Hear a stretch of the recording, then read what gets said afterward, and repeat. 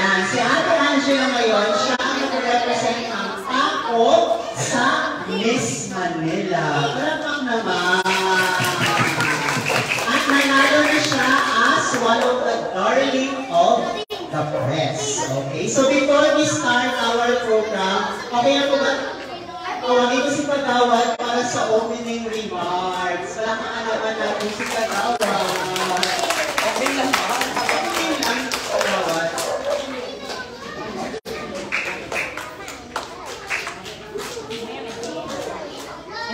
Lolo. Magandang hapon sa kanilang lahat. Okay? O kids, meron na naman kayong magbibigay ng biyaya para sa inyo. So, ano bang dapat yung sabihin sa kanila? Very good. So, si Miss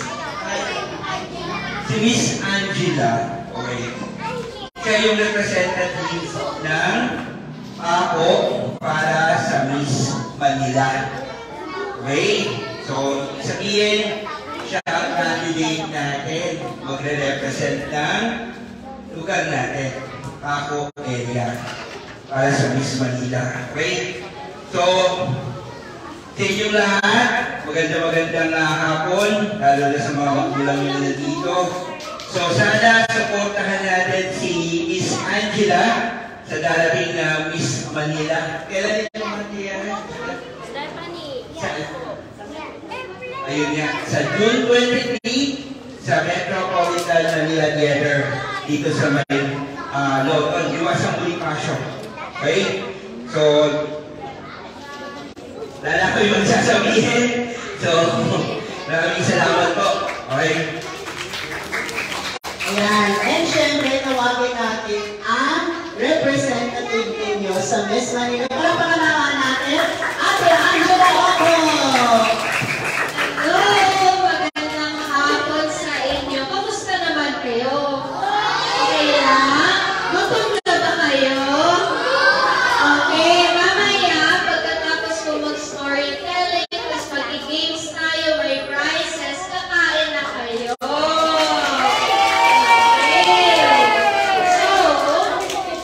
Gusto ko lang magpasalamat po sa inyong lahat at sa mga parents na nandito kasi nagulat talaga kami na ang daming mga bata. So, ibig sabihin, magiging successful ang event natin today.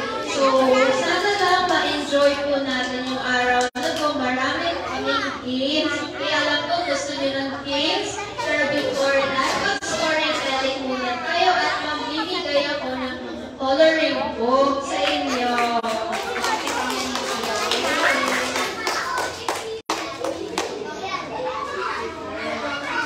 So, mauna po muna, pwedeng linya dito yung pinakabata hanggang sa pinakamatanda. Ayan. Tapos, i-priority lang natin sa coloring book na mabigyan is yung mga bata. Okay? Pa-assist na lang po mga kagawad. Salamat.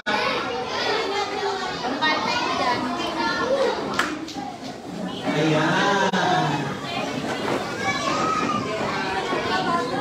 Media friends, you know the drill.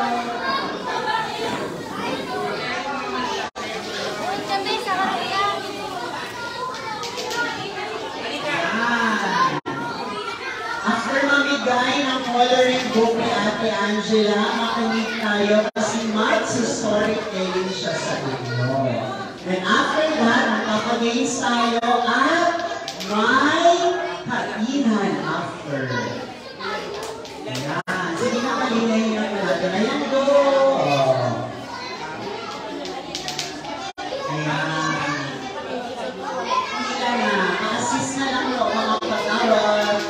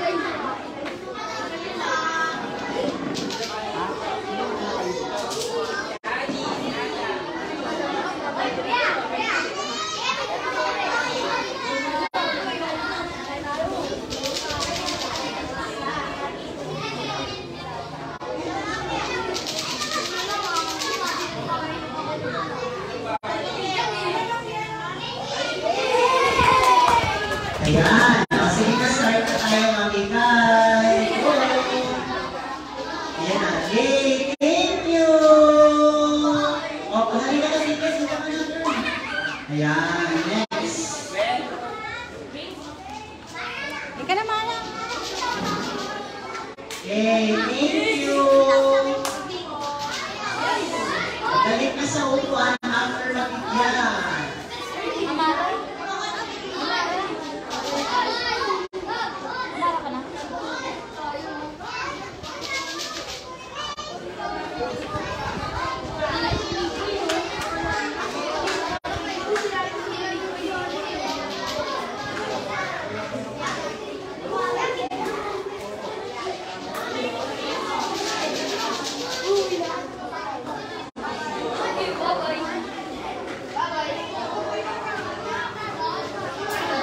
Ayan, kapag binigyan ng mga bata at sasabihin, thank you. Sisi, akas mapadyan.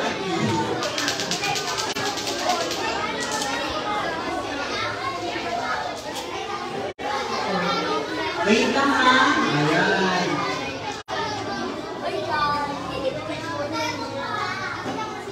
Tuloy mo na lahat na. Ayan, go!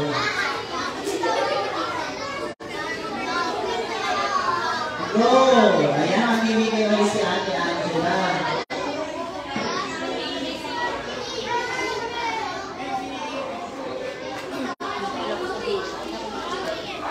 Again, kapag binigyan na nasasabihin, ayun.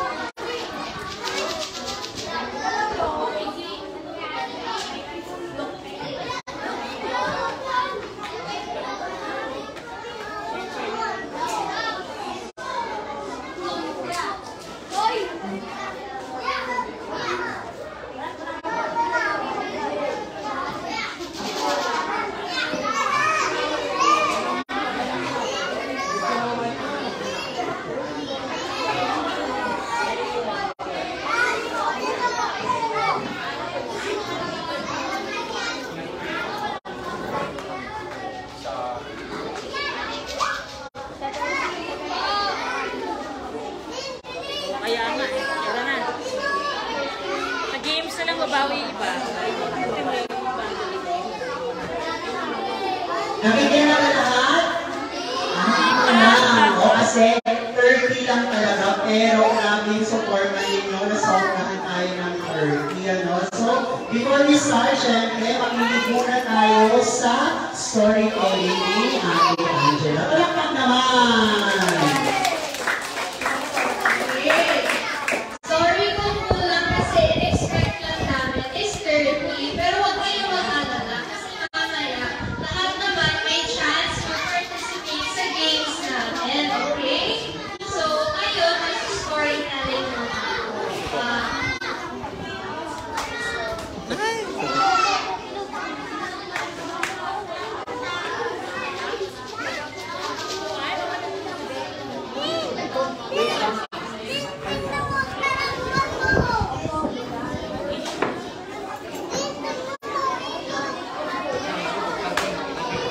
Kulang din ako ha.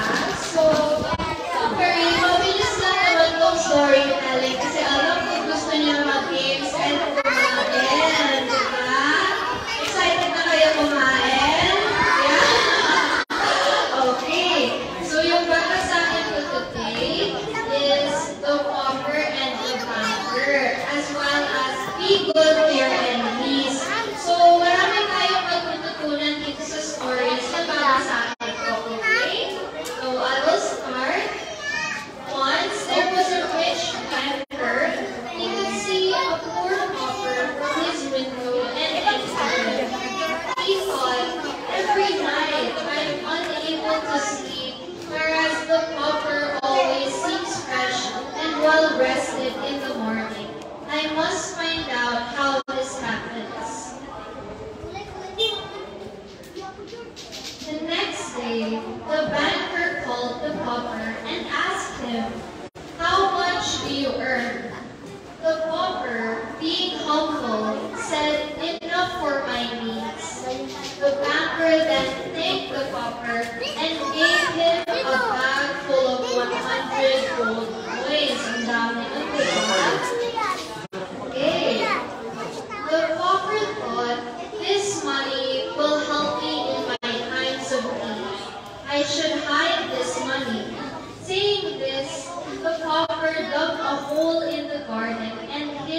lahat in the home.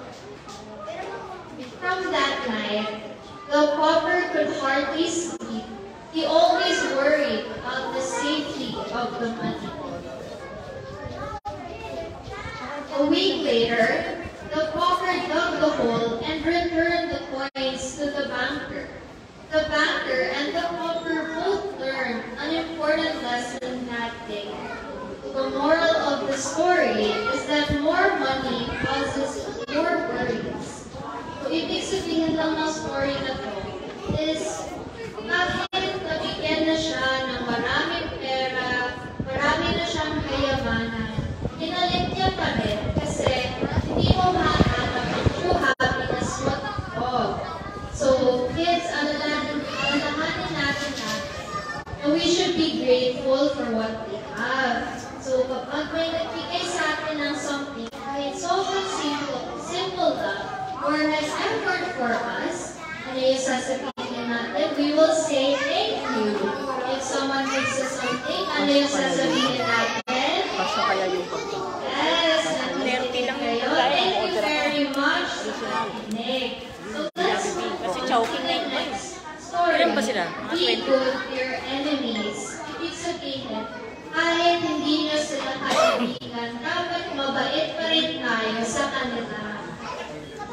So, once there were two friends, Johnny and Bonnie. Johnny was very good in his studies, whereas Bonnie was not. Bonnie was therefore jealous of Johnny and never left an opportunity to show Johnny down in front of his friends. So si Johnny daw, naiingit siya sa kaibigan niya. Di ba masama yun? Kapag kaibigan natin ng isang tao, dapat hindi tayo naiingit, kundi dapat nagiging masaya tayo para sa mga nararating nila. Okay. As one day, Johnny got a beautiful pen from his parents as a gift. Everybody praised Johnny and his beautiful pen. This made Bonnie even more jealous as nobody ever gifted him anything. So si Johnny daw, na-engage siya sa kaibigan niya kasi pinagaluhan siya ng pen. Pero isipin din natin, dapat hindi talaga tayo naiingit sa mga binibigay sa iba at mag-focus tayo sa ano yung meron tayo. Kung sa araw na ito, nabigyan man si Johnny o kung sino ng friend ng regalo, dapat i-wait na lang natin yung turn natin kasi dadating din yun. Okay? In the next class, when nobody is in the classroom, Bonnie quietly stole the pen. This will teach old Johnny a good lesson, thought Bonnie. When everybody returned, Johnny could not find his pen, and he informed his teacher. So sa inggit ni Johnny, kinuha niya at tinago niya yung pinag-deliver ko ni Johnny. Kapag may isang bagay na hindi sa atin, dapat hindi natin sinukuha. Masama yun. So, nung nalaman na ni Bonnie na nawawala yung ballpen niya, sinubok niya sa teacher. Alamin natin kung ano yung mangyayari. The teacher asked the monitor to search everybody's bag. Soon, the pen was found in Bonnie's bag. Johnny understood everything. He told his teacher that he forgave Bonnie, and Bonnie was very surprised. But he realized why everybody liked Johnny so much. So, tingnan nyo, kahit na nasa kanya na yung ballpen, 50 na yung pinano ko para magiging yung ballpen ng kaibigan niya, nalaman pa rin ng lahat ng tao, and na-realize niya pa rin na hindi naman talaga sa kanya yun. So, syempre, since may kasalanan si Bonnie, nag-sorry siya. Sa sobrang kalit ni Johnny, na-forgive niya siya. Yung ibig sabihin natin ito, kapag nagkakasalanan ang friend natin, ang kaibigan natin, kahit simple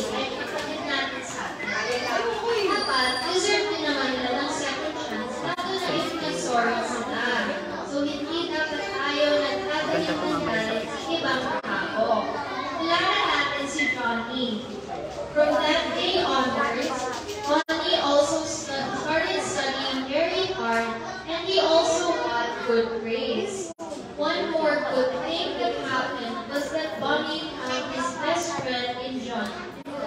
Moral of the story, we must not wish that to anyone, even if they will wish it on us.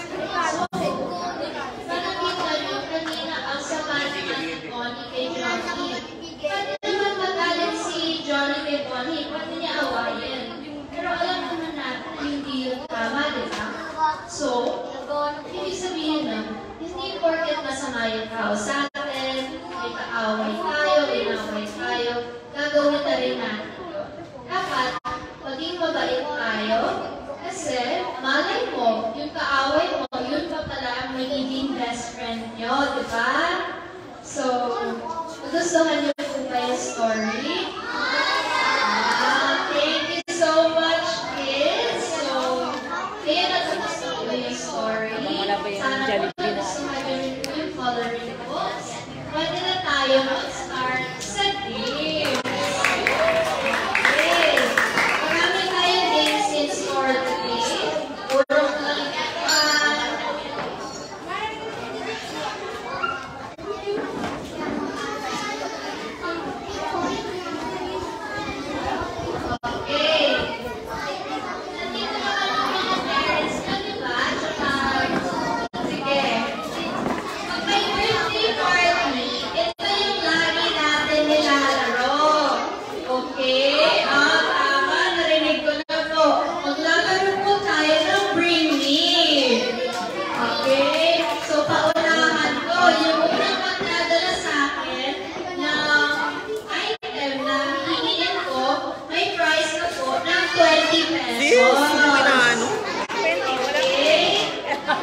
okay na.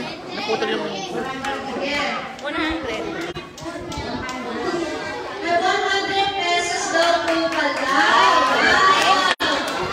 Mas baka magtakbuhan dito. Mami Kuko.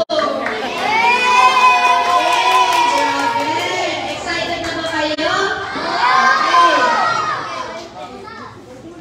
Sige, unang bring me natin. Bring me pangtali ng buhok. Ay, nauna.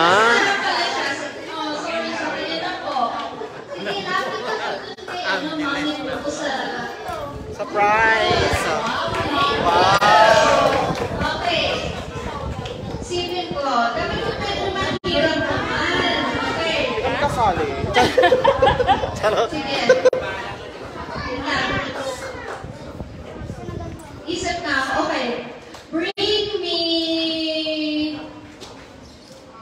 a watch. Relo. Meron ba kayong alam na may relo? Dali! Congratulations! Okay, nakapunod ni Mami Kuko sa likod. Dito, be! Yay! Okay.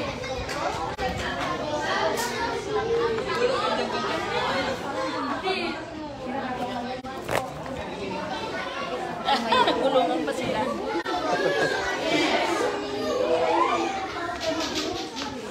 Round natin. Bring me isang lato-lato yung Ah! okay, punta ako kay Mami Kuko. Yeah, okay. Ito na. Sige, hihirapan ko ng konti. Bring me chinelas na chinelas na may color red. Basta may color red yung chinelas. May kulay pula. Ay, perfect! Okay. Ay, sorry. Nauna na siya. Okay. Yung price mo. Last one. Okay, ito na. Bring me isang magandang Bonnie. Dali. Dali, bring me. Ah! Nagkasinta na talaga. Dali mo na po yung price mo. Wow! Hey! Bakit ganun ang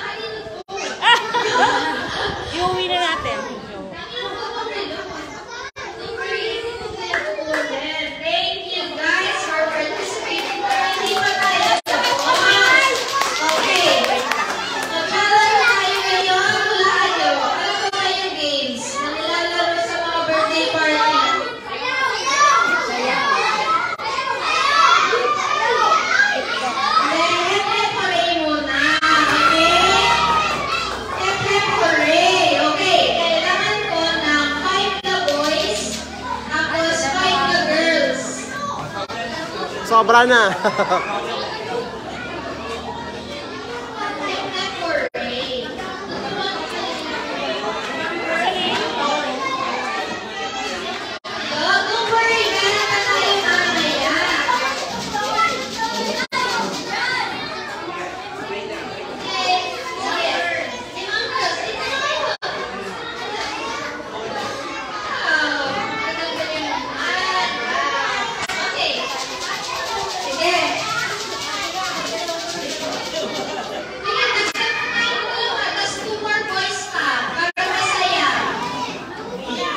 Gusto nila eh. Ayan, para maganda laban. Tanda na, di ba? So, sino representative na yung mauna lang? Oh, siya na. Kasi yung maunang boys or girls, magpapatupag-tupin lang kayo. Sige, ikaw na yung representative. Ikaw na. Sige. Best of three ito ah. Bato-bato pick. Para malaman natin sino yung group na mauna. Okay? Sige. Dito kayo sa gitna.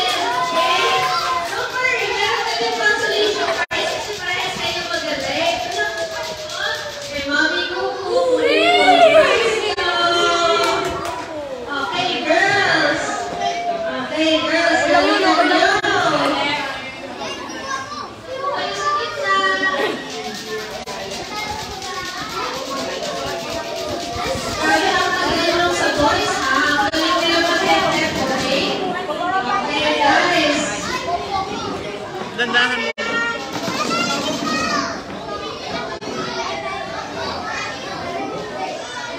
Okay.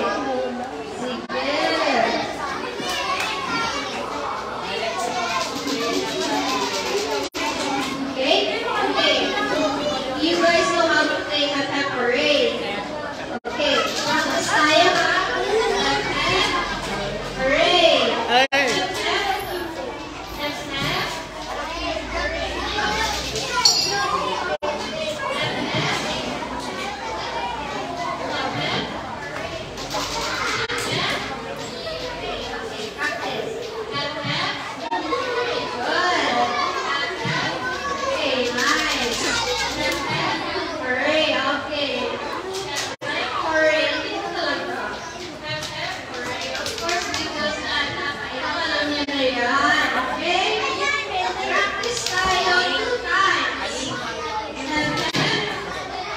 Hey.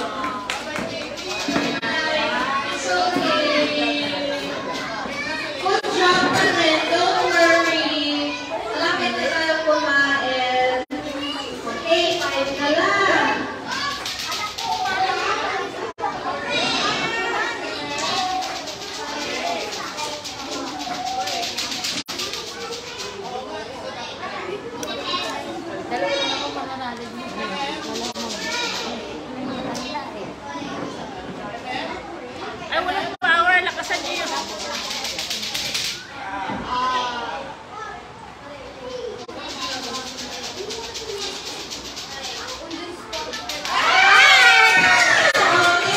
Okay guys, make sure na malakas po yung boses natin, energy, and taas yung arms, okay?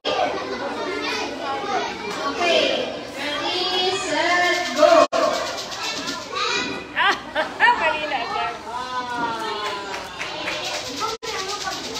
Good job ulit! Okay, wow! Sakto na lang. Galingan niya guys, malapit na tayo.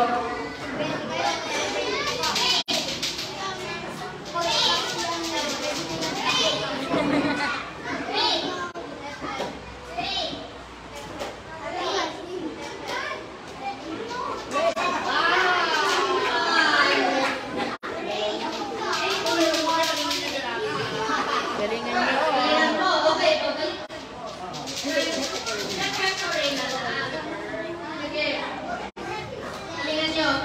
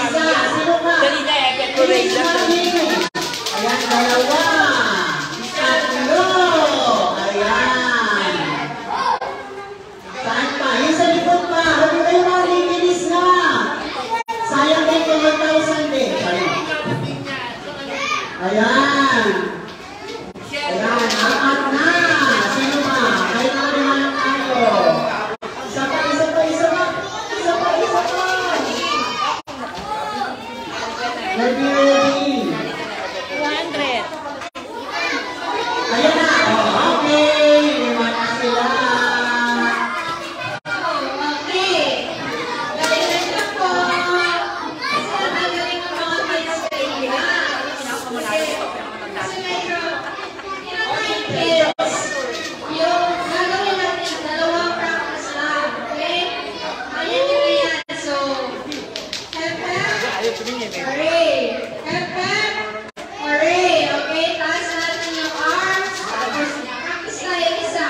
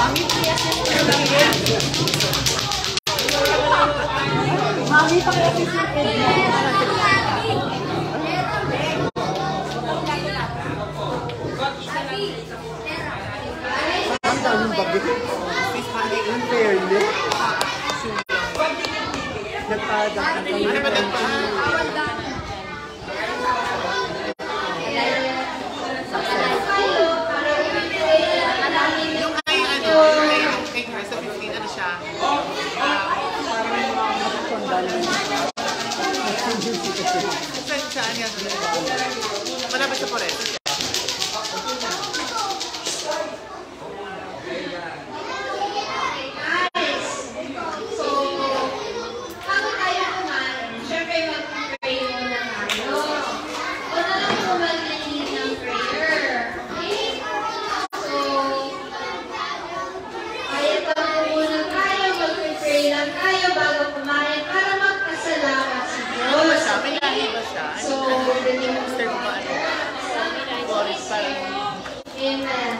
Nasa solo, these guys, which they are about to receive from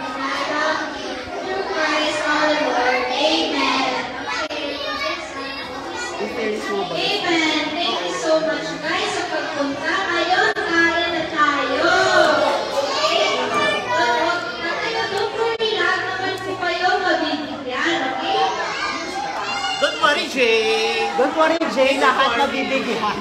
Sana po mabibigyan. Huwag na malungkot.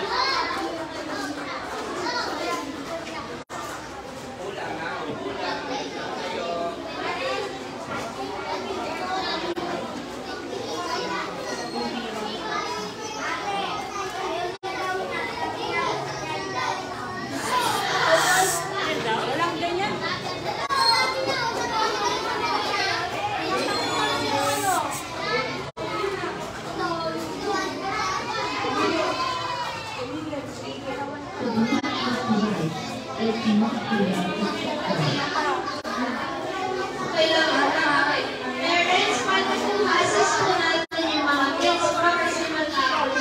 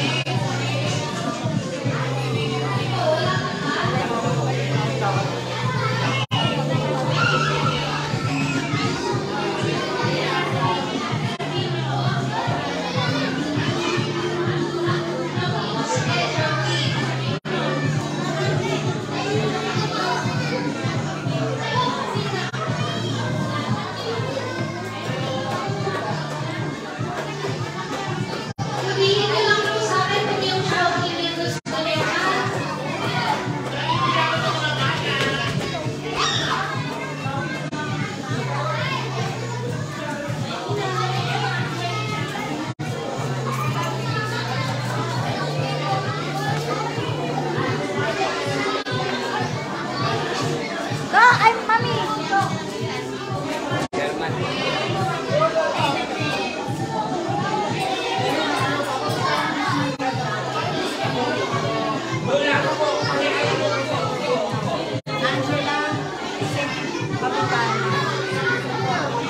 Siya po magre-represent ng Papo.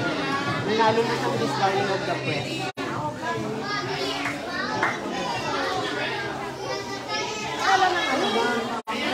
June 23.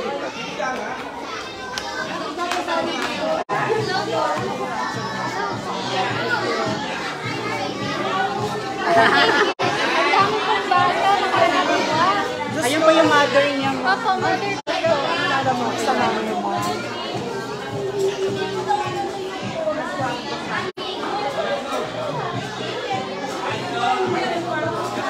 Ay, wala na tayong gagawin.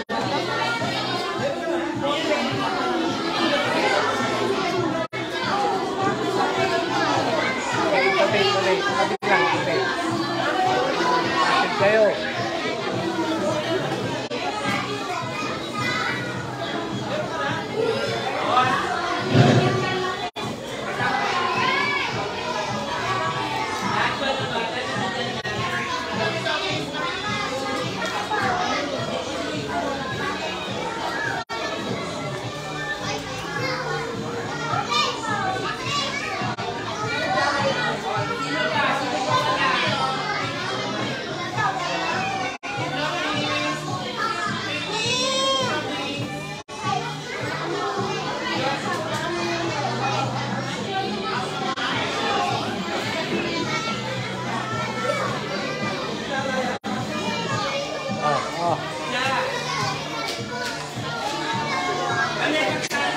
Kuha kayo ng isa. Sa naman nanay, kuha ko.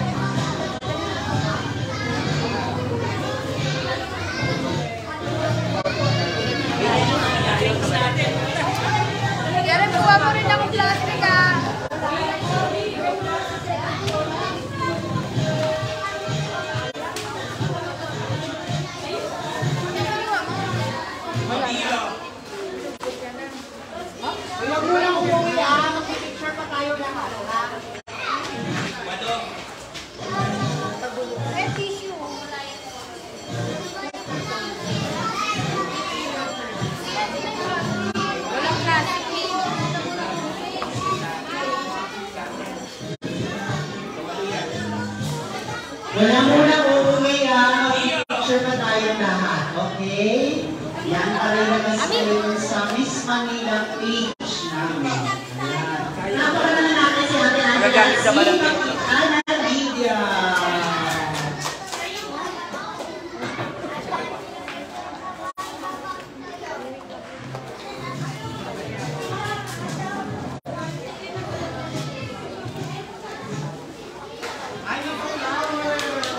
Wow! Ayan!